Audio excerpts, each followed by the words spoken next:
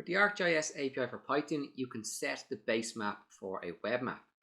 But what base maps are available? Well, let's check them out and the keywords you can use to update your web map to use another base map. Up top, we are importing the map class. So from arcgis.map, import map. The map class is new as the ArcGIS API for Python version 2.4. It has replaced the WebMap class that was available in prior releases. The map object has a property called Basemap that is a Basemap Manager object. This Basemap Manager object gives us access to a property called Basemaps, which is a list containing basemap keywords that represent the basemaps available to use in a web map in ArcGIS Online. So for each basemap name from the basemaps list, we're going to print the basemap name.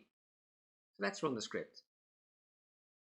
The script is complete and we can see that we have printed out the list of basemap keywords that we can use as the basemaps to our web maps in ArcGIS Online, and we can update the basemap via the ArcGIS API for Python.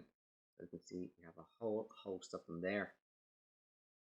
You can check out this video here on how to set the basemap when you are creating a web map in ArcGIS Online using the ArcGIS API for Python.